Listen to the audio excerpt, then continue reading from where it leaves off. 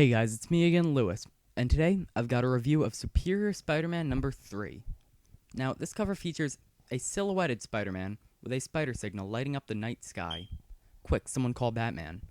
As we begin, we find Mayor J. Jonah Jameson standing on top of police headquarters with a spider signal, which Spider-Man sees and short-circuits with a spider bot. Spider-Man begins talking to JJ and pretty much disses the bat signal, saying that it's a stupid idea and it alerts all of his enemies where he will be, which is kinda true. Spider-Man is told that bird-like creatures are roaming the city, but he is already aware of this, as we saw last issue. The police chief orders Commissioner Officer Carly Cooper to work with Spider-Man on this project. They are in the lab, and Carly begins telling Spider-Man that she thinks he's been acting different lately, but he just shrugs it off, alters the lens on his mask, and leaves to find the Vulture. As Spidey swings away, he has a flashback to an early meeting with the Vulture. We see Peter Parker's conscious inside Doc Ock's memory, able to explore but not be seen. Peter's conscious decides not to leave Ock's mind and begins snooping in other memories. Meanwhile, Spider-Man arrives at Vulture's hideout and immediately gets attacked by Vulture's henchmen. He punches one, but when it hits the wall, its mask falls off, and we see that it was just a kid.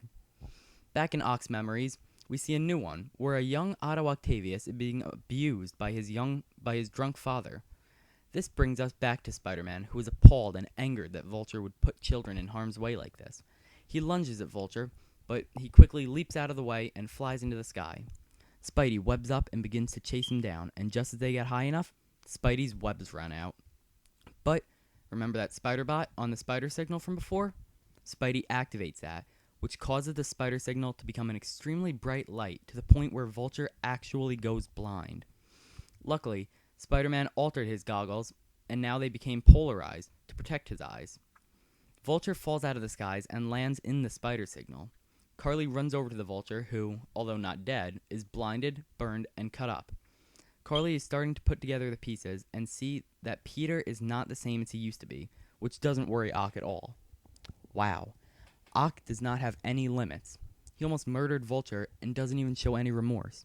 Just another reason as to why this Spider-Man makes for such a good story. I really enjoyed this one, and I'm loving the way this story's going. I'm giving it a 9 out of 10. Can't wait for more. Check back on August 3rd for my review of issue 4.